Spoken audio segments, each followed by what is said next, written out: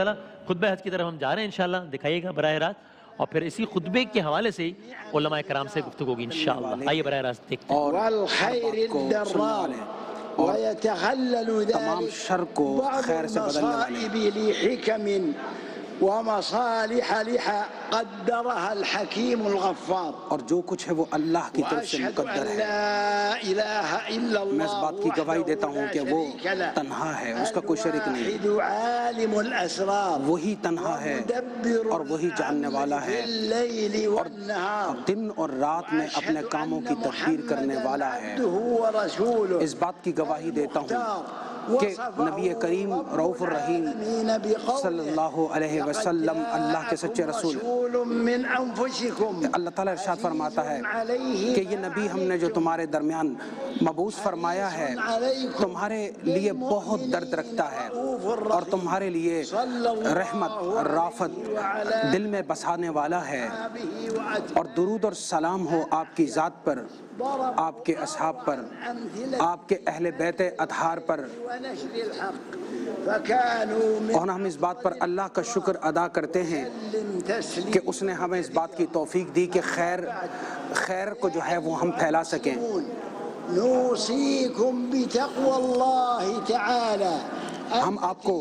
اللہ سبحانہ و تعالیٰ کے لیے تقوی اختیار کرنے کے لیے وصیت کرتے ہیں۔ قال سبحانہ، اللہ سبحانہ و تعالیٰ ارشاد فرماتا ہے الذين اوتوا الكتاب من قبلكم، اس سے پہلے بھی ہم نے لوگوں کو اپنی کتاب عطا کی اور ان کو اس بات کی تاکید کی کہ وہ تقوی اختیار کریں۔ کیونکہ یہ تقوی جس رب کے لیے ہے اسی کے زمین اور آسمان ہیں، وہی اس کا مالک ہے۔ تتنزل الخيرات، وہ اللہ ہی ہے جو آسمان سے تمام نعمتیں نازل فرماتا ہے۔ ومن يتق الله يجعل له، اور اللہ سبحانہ و تعالیٰ ارشاد فرماتا ہے کہ جو آدمی تقوی اختیار کرتا ہے ہم اس کے لیے خیر کے دروازوں کو کھول دیتے ہیں۔ عن المعاصي، اور تقوی کیا ہے کہ آپ اپنے آپ کو برائی سے روکیں، خیر کی طرف چلیں، اور تقوی کی ابتدا اس بات سے ہوتی ہے کہ آپ اللہ کی ذات پر مکمل اور کامل بھروسہ کریں، اور جب آپ پکاریں تو اللہ کے ماں سوا کسی کو نہ پکاریں، اور بالخصوص جب آپ نظر کریں، ذبح کریں یا کوئی کام کی ابتدا کریں تو اللہ کے نام سے کریں۔ اللہ تعالیٰ ارشاد فرماتا ہے اے لوگوں اپنے رب کی عبادت کرو جس نے تمہیں پیدا کیا ہے اور تم سے پہلے لوگوں کو پتہ کیا ہے۔ اور اللہ ارشاد فرماتا ہے کہ اے میرے بندو میری عبادت کرو اور شرک مت کرو۔ اور اللہ تعالیٰ ارشاد فرماتا ہے کہ اے بندو اسی کو پکارو، وہی ہے جو تمام چیزوں کا پیدا کرنے والا ہے اور ہر چیز کا نگہبان ہے۔ اللہ تعالیٰ ارشاد فرماتا ہے کہ کیا تم اے جاہلو اللہ کے ماں سوا کسی کو پکارو گے؟ اگر تم نے اللہ کے ماں سوا کسی کو پکارا اور اس کے ساتھ کسی کو شریک کیا تو تمہارے سارے اعمال برباد ہو گئے۔ یہ اللہ کی طرف سے تمہارے لیے مقرر ہے اور یہی توحید ہے، اور اس بات کا اعلان بھی توحید ہے کہ آپ اللہ کو پکاریں لا الہ الا اللہ کہہ کر کے، اور پھر اس کے ساتھ ساتھ حضور علیہ السلام کی نبوت کی گواہی دیں۔ اور حضور علیہ السلام تمہارے درمیان کسی مرد کے والد نہیں بلکہ خاتم النبیین ہیں، اور اللہ سبحانہ و تعالی ہر چیز کو جاننے والا ہے۔ اور اسی طرح اللہ ارشاد فرماتا ہے کہ وہ تم سچ بولو، شراب سے بچو، اور اللہ کے ماں سوا کسی کی عبادت نہ کرو،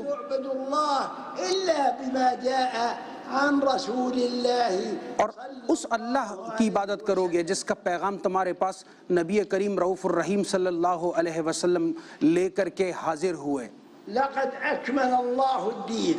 اللہ تعالیٰ نے دین کو مکمل فرما دیا، اب اس بارے میں کوئی مجادلہ نہیں ہوگا، لڑائی نہیں ہوگی۔ وذلك عبر الاحداث والبدع، اور جس چیز کو ناپسند کیا گیا ہے وہ دین میں نئی نئی چیزوں کے تصورات کو رائج کرنا ہے، یعنی دین کے اندر ایسے راہوں کو، باتوں کو اختیار کرنا جو دین کے تصور کو مسخ کر دیں۔ حضور علیہ السلام نے ارشاد فرمایا اس عرفات کے میدان میں آج کے دن، حضور علیہ السلام نے فرمایا کہ اللہ تعالیٰ ارشاد فرماتا ہے کہ آج کے دن ہم نے تمہارے لیے تمہارے دین کو مکمل کر دیا اور اپنی ساری نعمتیں تم پر مکمل کر دی اور اسلام کو تمہارے لیے دین کے طور پر منتخب فرمایا۔ حضور علیہ السلام نے مزید ارشاد فرمایا کہ اسلام کی عمارت اور بنیاد 5 چیزوں پر ہے۔ شہادت کہ اللہ کے ماں سوا کوئی عبادت نہیں، اور حضور علیہ السلام اللہ کے رسول ہیں، اور دن میں اور رات میں 5 نمازوں کا ادا کرنا اور زکوٰۃ کو ادا کرنا سالانہ طور پر، مستحقین تک پہنچانا، رمضان کے روزے رکھنا اور حج بیت اللہ کی ادائیگی جو اس راہ کی طرف قوت اور استطاعت رکھتا ہو۔ حضور علیہ السلام نے فرمایا کہ ارکان ایمان کے بارے میں کہ ایمان کیا ہے، کہ اللہ پر ایمان رکھو، ملائکہ پر ایمان رکھو، اس کی کتابوں پر ایمان رکھو، اس کے رسولوں پر اور آخرت کے دن پر، اور یعنی اس بات پر ایمان کے قدر اچھی ہے یا بری ہے اللہ کی طرف سے۔ اللہ تعالیٰ ارشاد فرماتا ہے کہ اس نے تمہارے درمیان انبیاء اور رسولوں کو بھیجا اس لیے کہ تمہارے درمیان ان رسولوں کے ذریعے سے تمہارا تزکیہ فرمائے، یعنی تمہیں پاک کرے اور تمہیں حکمت کی تعلیم دے اور تمہیں وہ کچھ سکھائے جو تمہیں نہیں آتا، تم نہیں جانتے، اور یہ کہ تم میرا شکر کرو اور میرا کفر نہ کرو۔ اے ایمان والو، اللہ تعالیٰ سے مدد مانگو اور نماز کے ذریعے سے اللہ کے اس صبر کے دامن کو تھام لو۔ حضور علیہ السلام ارشاد فرماتے ہیں جن جن چیزوں کی ہمیں نصیحت کی گئی وہ صبر ہے، وہ شکر ہے۔ اہل تقویٰ کی جو صفات حضور علیہ السلام نے بیان فرمائی وہ یہ ہے شدت کے وقت، تکلیف کے وقت، مصیبت کے وقت صبر کرنے والے وہی اہل ایمان ہیں، یہی وہ لوگ ہیں جن کو اللہ تعالیٰ نے تقویٰ کا سرٹیفکیٹ عطا فرمایا۔ اس بات کو ذہن میں رکھیں، دنیا کی زندگی مصیبتوں سے خالی نہیں ہے۔ اللہ تعالیٰ نے تمہیں صبر کا حکم اسی لیے دیا اور ارشاد فرمایا کہ عنقریب اللہ تعالیٰ تمہیں آزمائے گا بھوک سے، خوف سے، اولاد کے نقصان سے، تمہارے مال کے نقصان سے اور تمہارے باغات اور پھلوں کے نقصان سے، لیکن جب تم نے کسی نے اس پر صبر کیا اور اس صبر کے وقت اس نے کہا کہ بے شک ہم اللہ کے لیے، اللہ کی طرف ہمیں پلٹ کے جانا ہے، تو ایسے لوگوں پر اللہ کی طرف سے رحمتوں کا نزول ہوگا اور وہی ہدایت یافتہ لوگ ہیں۔ اللہ تعالیٰ ارشاد فرماتا ہے جو لوگ صبر کرتے ہیں انہیں ضرور اجر عطا فرمائیں گے اس صبر کی وجہ سے جو انہوں نے کیا۔ مسلمان وہ ہے جو اپنی قضا پر، قدر پر ایمان رکھے اور صبر رکھے تکلیفات کے اوپر، اور اگر مصیبت آ جائے تو اس پہ شور شرابہ نہ کرے بلکہ خندہ پیشانی سے اس کو قبول فرما کر کے صبر فرمائے۔ اللہ تعالیٰ کی طرف سے تمام انسانوں کے مقدر کو طے کر دیا گیا ہے۔ جو مصیبت زمین میں آتی ہے اللہ ارشاد فرماتا ہے وہ اللہ کی طرف سے ہے، اس کو ہم نے پہلے سے ہی کتاب میں لکھ دیا ہے۔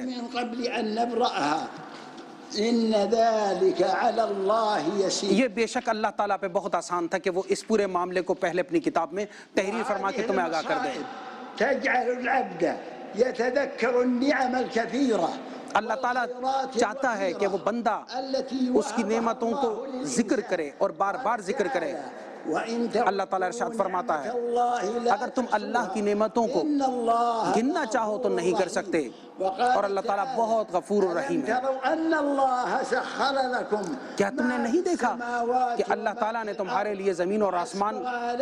اور اس کے درمیان جو کچھ ہے ہر چیز کو مسخر فرما دیا ہے؟ یہ مشکلات جو ہیں، تکالیف جو ہیں، جو بندہ جو ہے وہ زندگی میں فیس کرتا ہے وہ رب کی طرف سے ہے. اس لیے ہے کہ تاکہ بندہ صبر کرے اور اللہ کی طرف لوٹے اور اللہ اس پہ رحمت نازل فرمائے. اللہ تعالیٰ ارشاد فرماتا ہے من العذاب الأدنى دون العذاب الأكبر لعلهم يرجعون. ہم دنیا میں ایسے لوگوں کو پر گرفت کر لیتے ہیں جو نافرمان ہوتے ہیں تاکہ وہ اللہ کی طرف رجوع کریں، اور ہم اہل ایمان کو آزماتے ہیں مصیبت سے، پریشانیوں سے. اے لوگو، تم سب کے سب اللہ کی بارگاہ میں فقیر ہو اور اللہ تعالیٰ قابل تعریف ہے، قابل ثنا و حمد ہے. وتجعلهم يستعدون للجنة التي تم کوشش کرو صائب فيها کہ اپنے لیے محنت کر کے جنت کی راہ کو آسان کرو. تعلم نفس ما اخفي لهم، اور تم اپنے دلوں میں جو چھپانا چاہو گے اللہ تعالیٰ اس کو بہت خوب جاننے والا ہے. وقال تعالى اللہ تعالیٰ ارشاد فرماتا ہے وفيها ما تشتهيه الأنفس. اللہ تعالیٰ نے تمہارے لیے صبر کے بدلے میں جنت کو تیار کیا ہے جس کے اندر ہر اس چیز کو رکھ دیا ہے جو تم اپنے دل میں خواہش اس کی رکھ سکتے ہو. وبهذه المصائب یہ جو مشکلات ہیں اختبار العباد بندوں کو جانچا جاتا ہے، أهل الصبر وأهل الجزاء. اور اس صبر کے بدلے اللہ تعالیٰ بندوں میں تفریق پیدا کر کے اہل جنت کو اور اہل جہنم کو علیحدہ علیحدہ کر دیتا ہے. اور جنت اس لیے دی جاتی ہے کہ انہوں نے صبر کیا تھا، ایمان والوں نے اپنے ایمان کی وجہ سے ان تکلیفات کو سہا تھا. اور اللہ تعالیٰ اہل ایمان سے اس بات کا وعدہ کرتا ہے کہ وہ تکلیف کو دور فرما دے گا، کیونکہ اللہ تعالیٰ فرماتا ہے ہر مشکل کے بعد آسانی اور ہر آسانی کے بعد مشکل ہے. اور اللہ تعالیٰ دوبارہ ارشاد فرماتا ہے کہ ہر تکلیف کے بعد آسانی ہے. اللہ تعالیٰ فرماتا ہے کہ اللہ تعالیٰ چاہتا ہے تمہارے لیے تکلیف نہیں چاہتا، وہ تمہارے لیے آسانی چاہتا ہے. اور اللہ تعالیٰ جب عطا فرماتا ہے تو اس وقت عطا فرماتا ہے جب بندہ اللہ کی طرف رجوع کرتا ہے. اور یہ صبر تکلیفات کے اوپر اس کو اللہ کی بارگاہ میں قریب کر دیتا ہے. اور جب انسان اپنے فرائض کو ادا کرتا ہے تو اللہ تعالیٰ اس کے اوپر کرم اور رحم فرماتا ہے. انسان کی زندگی تو ایسا ہی ہے کہ اس میں تکلیف آتی ہے، مشکلات آتی ہیں، اقتصادی مسائل بھی ہوتے ہیں، مالی بھی ہوتے ہیں. شریعت اسلامی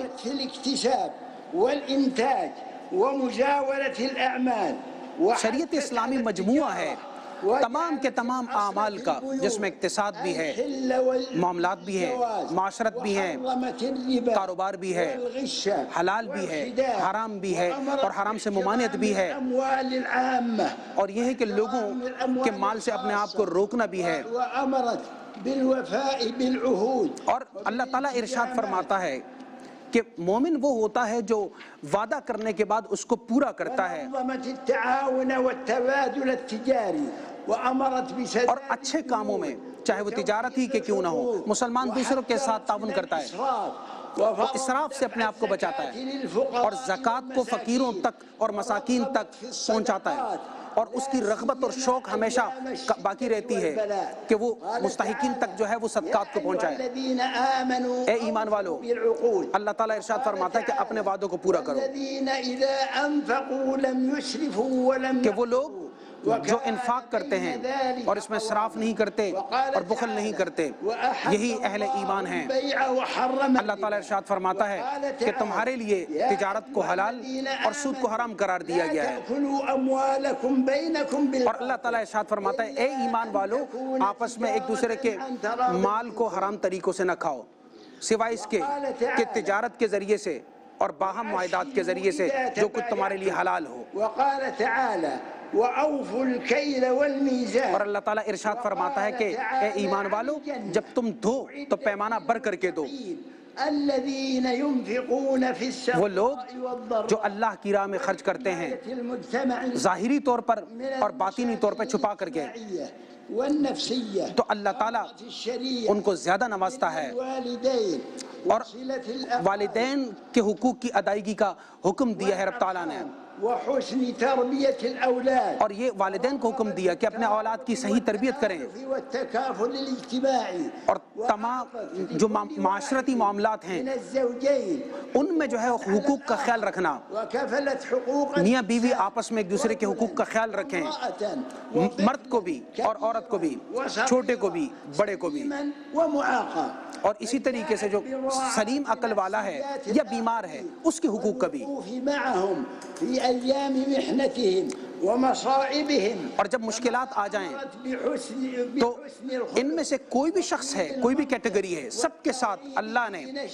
بہت اچھے اخلاق کا حکم دیا ہے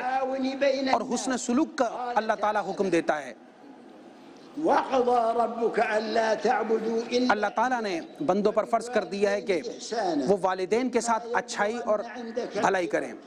اگر ان میں سے کوئی ایک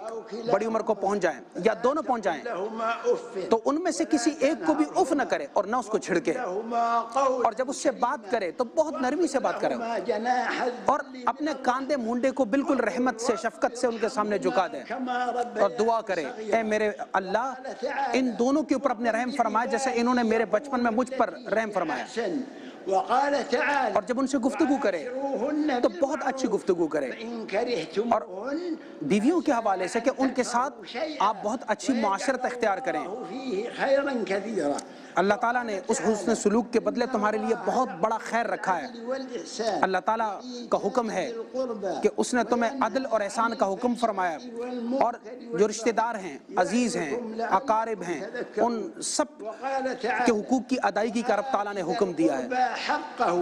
والمسكين جو قریب کے لوگ ہیں، رشتہ دار ہیں، ان کا حق ادا کرو، مسکین جو بہت فقیر ہیں ان کے حقوق سے بھی غافل مت رہو۔ شهدت رسول الله صلى الله عليه وسلم حضور علیہ الصلاۃ والسلام حجة الوداع وهو کو دیکھا گیا ويقول کہ آپ فرماتے ہیں وأباك تیری والد، تیرا بھائی، تیری بہن، تیرا بھائی، وہ تمہارے بہت زیادہ قریب ہیں، ان کا حق ادا کرو۔ بإجراءات توصل إلى سلامة البلاد، اور اسی طرح سیاست کے میدان میں اپنے ملک کی خیرخواہی چاہو تاکہ وہ ترقی کرے، من أداء مهامهم وأعمالهم اور اسی طریقے سے ان کی معاشرت الشريعة اس کی ترقی کے لیے کوشش کرو، وصيانة الدماء والأموال اور لوگوں کے جان مال ان کی حفاظت کرنا كما منعت اور دوسروں کے اموال ان کی حفاظت کرنا یہ حق ہے ہر مسلمان کا۔ الإرهاب ونهت عن الإفساد دہشت گردی، فساد، بالابتعاد عن مسببات جھگڑے، لڑائیاں، اس سے بچنا یہ مسلمانوں کا شعار ہے۔ استجابة للأعداء المتربصين وأمرت بالالتزام بالأنظمة، اور اسی طریقے سے دعا کرنا تمام معاملات میں تمام اہل ایمان کے لیے، وأمرت بالعدل یہ اہل ایمان کا شیوا ہے، صالح ودرء المفاسد، اور کوشش کریں أمرت بالصالح کہ جتنے معاملات ہیں، امور ہیں، آپ ان کے لیے کوشش کر رہے ہیں۔ بحبل الله جميعا، اللہ تعالیٰ نے اہل ایمان کو حکم دیا کہ اللہ کی رضی کو مضبوطی سے تھامے رکھو قال تعالى اور آپس میں تفرق میں مت پڑو، ولم يلبسوا إيمانهم بظلم، اور اللہ تعالیٰ ارشاد فرماتا ہے کہ اے ایمان والو اپنے ایمان کو ظلم کے ساتھ مت ملاؤ، جو ایسا کرتا ہے وہ فساد کرتا ہے۔ والإحسان، اللہ تعالیٰ حکم دیتا ہے کہ عدل اور احسان کرو، الله يأمركم أن تؤدوا الأمانات إلى أهلها، اور اللہ تعالیٰ اس بات کا بھی تمہیں حکم دیتا ہے کہ امانتوں کو، جو امانتیں ہیں ان کے جو مالک ہیں ان تک پہنچاؤ، نعم ما يعظكم به إن الله كان سميعا بصيرا، اور یہی اللہ کی طرف سے تمہارے لیے بہترین نصیحت ہے۔ أطيعوا الله جو ایمان والے ہیں ان کے لیے حکم دیا کہ وہ اللہ کی اطاعت کریں، اس کے رسول کی کریں، اور اولو الامر کی اطاعت کریں،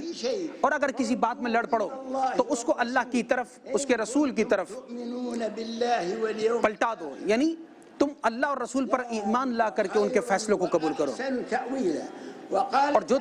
حکم ان کی طرف سے دیا گیا اس کو مان لو۔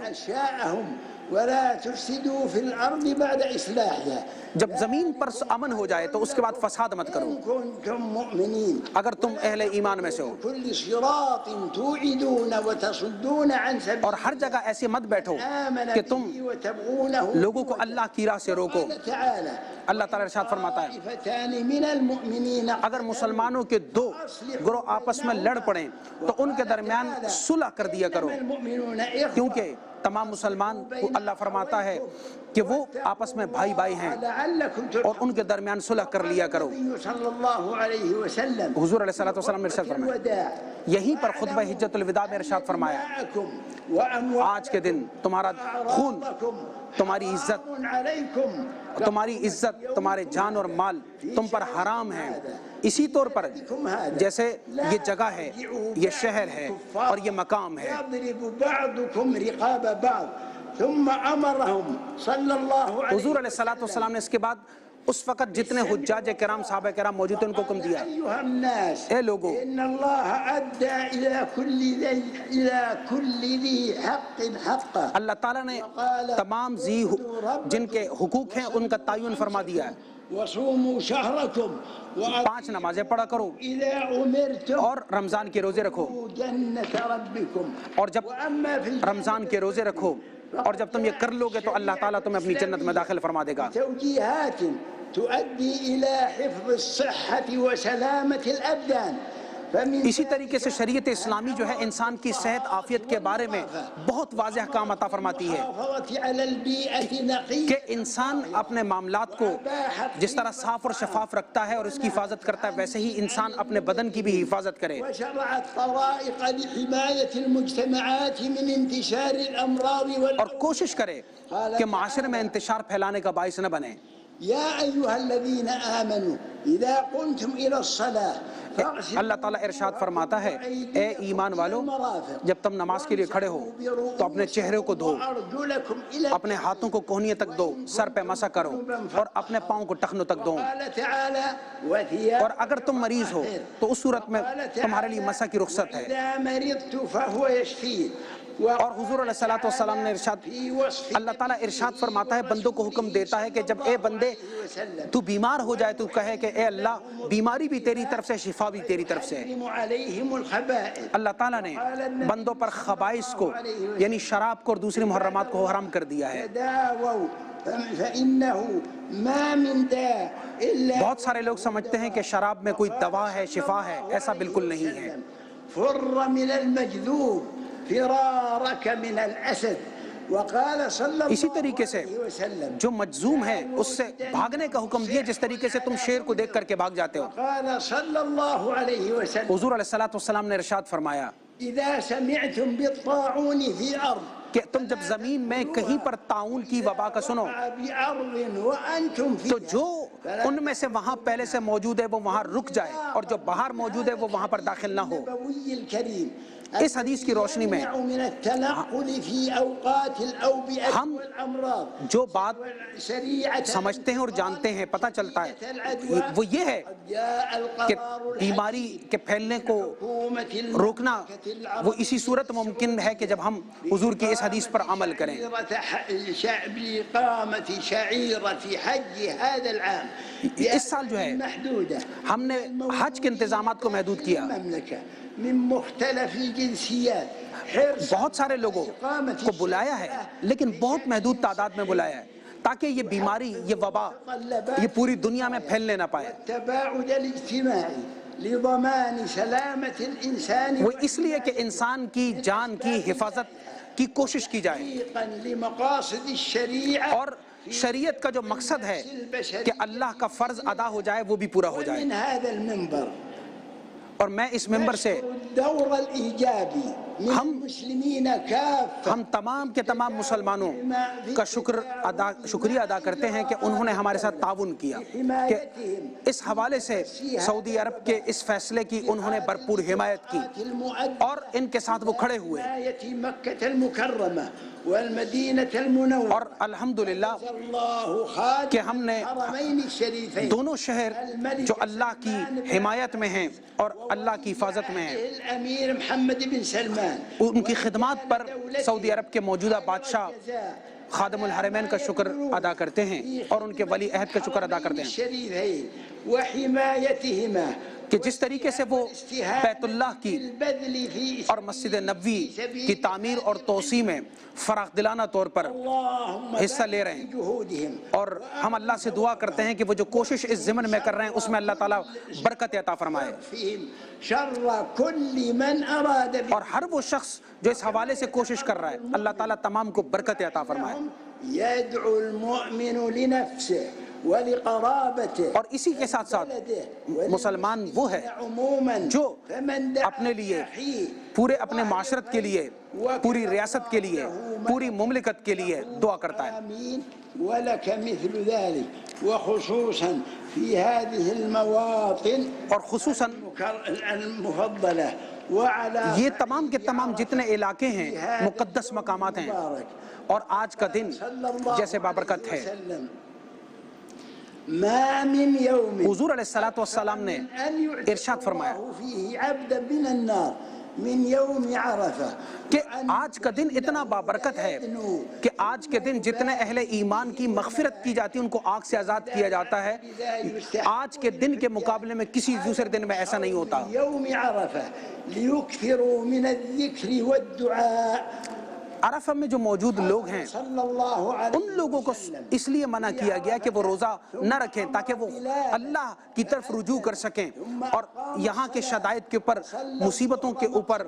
کے باوجود بھی وہ اللہ کی طرف رجوع کر سکیں۔ فصلى العصر مقصورة ركعتين حضور علیہ السلام نے فبعرفة یہاں پر يذكر الله عصر کی نماز کو قصر میں پڑھا، غرب قرص الشمس ثم ذهب إلى مزدلفة اور اس کے بعد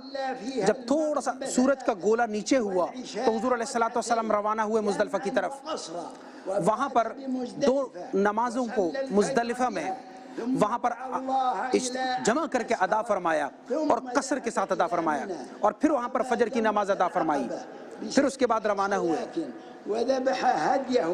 اس کے بعد حلق رأسه آپ نے جانور ذبح فرمایا، بالكعبة طواف حلق فرمایا، اس کے بعد آپ نے طواف زیارت فرمائی، بقي في بنا أيام التشريق يذكر الله جتنے ایام تشریق تھے اس کے بعد وہاں پر تشریف لائے، اور وہاں پر آپ نے جمرات کی رمی فرمائی، البيت العتيق اور پھر أيها المؤمنون آپ بیت اللہ کی زیارت کے لیے تشریف لے گئے۔ تستجلب به الخيرات والنعم آج یہ مقام، یہ موقع اس بات کا متقاضی ہے کہ ہم اللہ کے حضور اپنی دعا کو پیش کریں، اللہ سے دعا کریں اپنی تکالیف کو رفع کرنے کے لیے، سبحانہ وتعالی فقد قال وَإِذَا سَأَلَكَ عِبَادِ، کیونکہ اللہ تعالیٰ ارشاد فرماتا ہے کہ جب مجھ سے میرا بندہ دعا کرتا ہے تو میں اس سے اس کی شہرت سے بھی زیادہ قریب ہوتا ہوں اور اس کی دعا کو قبول کرتا ہوں۔ أستجب لكم جب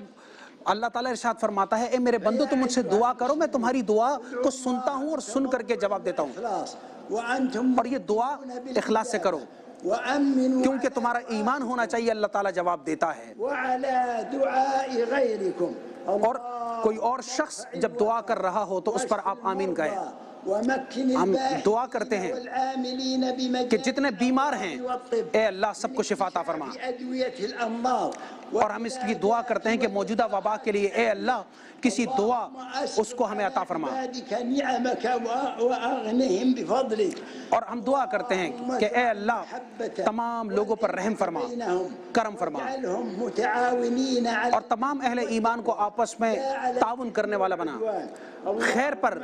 شر پر نہیں۔ الاستقرار، اے اللہ ہمیں ایمان پر استقامت عطا فرما، اللهم انشر الصحة والعافية اے اللہ عافیت اور سلامتی کو منتشر فرما دے، وأيده بتوفيقك وأعنه اے على اللہ تحقيق تمام اہل ایمان کو توفیق خیر عطا فرما۔ من مسؤولية خدمة الحرمين الشريفين، اور ہم بادشاہ وقت کے لیے دعا کرتے ہیں کہ وہ جس طریقے سے حرمین کی خدمت کر رہے ہیں ان کی یہ خدمت جاری و ساری رہے، من نور وشد عضده بنجله الأمين اور جتنے لوگ حرمین شریفین کی خدمت کر رہے ہیں، اے اللہ آخرت میں انہیں مقام جلیلہ عطا فرما، انہیں جنت میں اعلیٰ منابر جو نور کے ممبر ہیں ان کے اوپر الہ العالمین فائز فرما۔ اللہ تعالیٰ ارشاد فرماتا ہے کہ ایمان والے وہ ہیں جو فحش اور منکرات سے اپنے آپ کو بچاتے ہیں اور وہ شکر کرنے والے ہیں اللہ کی نعمتوں پر، اور ایمان والے وہ ہیں جو حضور علیہ السلام پر درود و سلام کی کثرت کرتے ہیں اور ان کے تمام صحابہ کرام کے اوپر درود و سلام پڑھتے ہیں۔ ہم آخر میں حضور علیہ السلام پر آپ کے تمام صحابہ کرام پر درود و سلام بھیج کر کے اپنے خطبے کا اختتام کرتے ہیں کہ اے اللہ ہماری تمام ان گزارشات کو اپنی بارگاہ میں قبول و منظور فرما، آمین بجاہ سید المرسلین و خاتم النبیین۔